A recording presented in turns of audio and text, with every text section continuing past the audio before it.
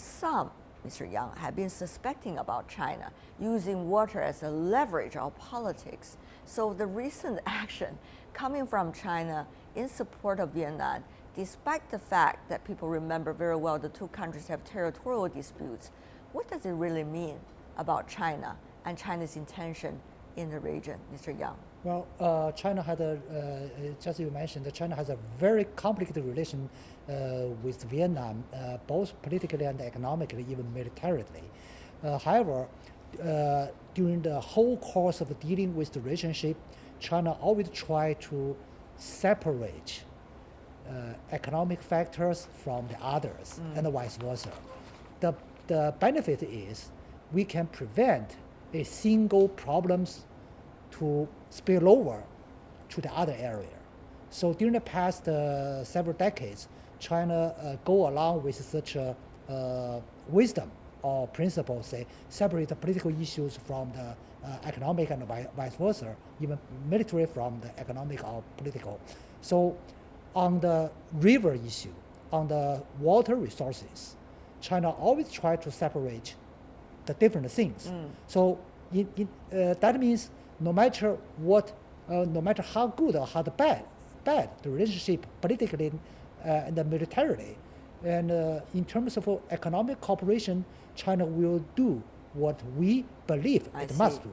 But will China's attitude, as you perceive, necessarily going to be the attitudes of the others as well, Mr. Lim? We understand the Lancang-Mekong River mechanism, for example, now includes different economies: Cambodia, Laos, Thailand, Vietnam, and also China. So will other countries also think in the same logic as Mr. Yang portrayed that China has? I think this is a very classical example of commons good. And all these countries within the Lancang-Mekong Cooperation Scheme are stakeholders in this river. And this river is actually the world's largest inland fishery area, and it also supports at least 60 million people's livelihoods.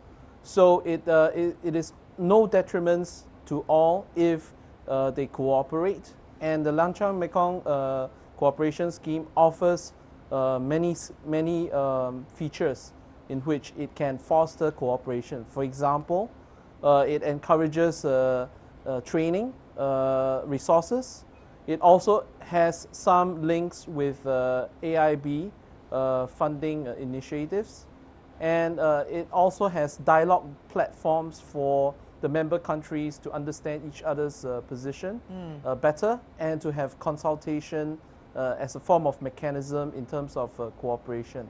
So with all these inbuilt features, it is somewhat of a welcome platform by all these countries within the region, and it offers a deepening of relationship in this particular area, but it could also have spillover effects into other diplomatic areas as well. When you talk about spillover effect, of course I understand what you're talking about, Mr. Lim. But the question is, are the geopolitical or territorial disputes likely to be the ones that have spillover effects over to the economic and trade ties, or the other way around? Many worry it is the former. What is your sense? I think if you look at the Sanya Declaration that was formalized in March this year, it mainly talks about economic cooperation and also cooperation in terms of water resources, environmental cooperation. So I think at this point of time, the political element is not, the geopolitical element is not as prominent as it seems. And I think most of the countries and stakeholders within the scheme is really focusing on common areas in which they can cooperate, common issues in which they have identical or at least similar interests in terms of national interests. And if you look at the Sanya Declaration, there's probably only one item in which geopolitical issues are mentioned, and which is the enhancement of security and enforcement of security in the area that's covered by the Mekong River. So I think this is a very classical example of trying to maximize and optimize common interests in certain areas without geopolitical or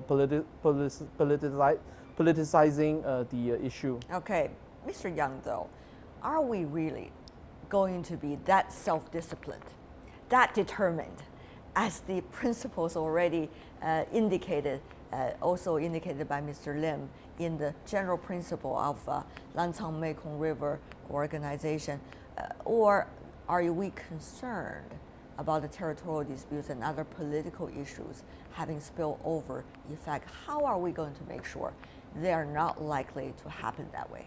Well, there are indeed a sort of probability of what you mentioned, the potential problems that will affect adversely the very good cooperation on the economic environment. Probability is something, but the measures preventing such probability from happening is one of the purposes among the 6. Every country understand clearly they have a very good part of the relationship and also have a negative or complicated part of the relationship. So on one hand, the Mekong Lancang plan is very ambitious and comprehensive, covering economic, environment, and political.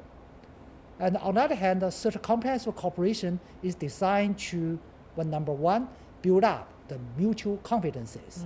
That will be a stabilizer among the 6 nation relationship. Right. And then number 2, when the other part of the relationship is getting better and better, the probability you mentioned will be lower and lower. So that is the, I think, way of thinking among the 6 nations. All right. If we talk about that, the economic and trade ties, let's take a look at these 6 nations.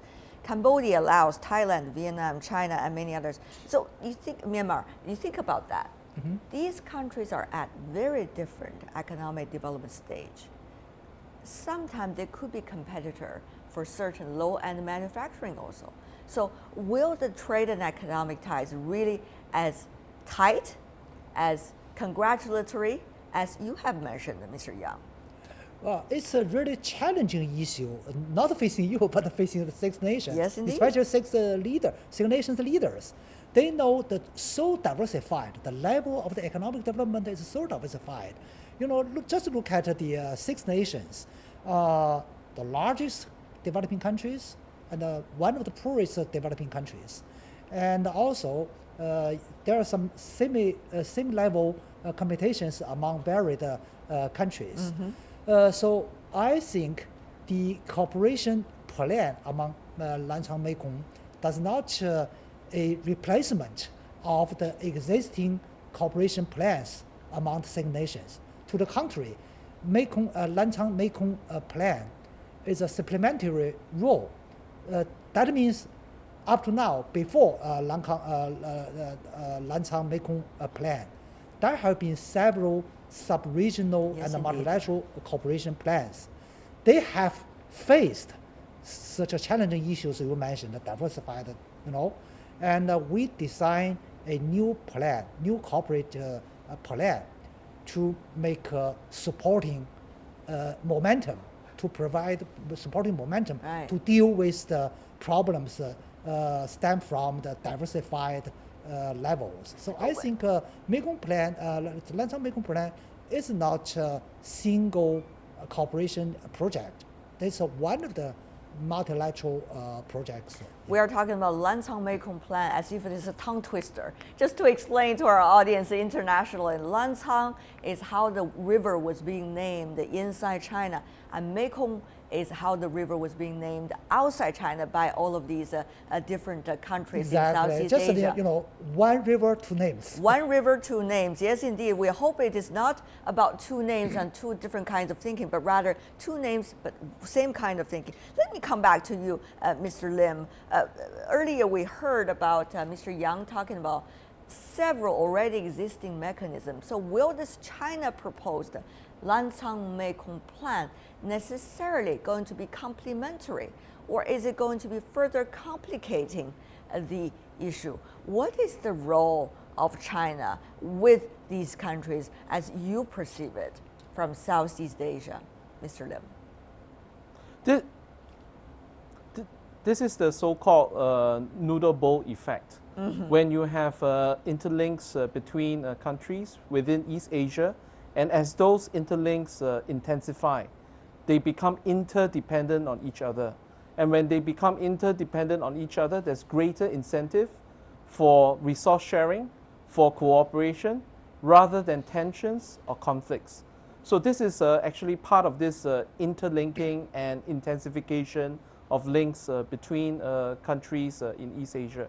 And the previous speaker was also mentioning that this is actually one of the subsets of cooperation between these countries.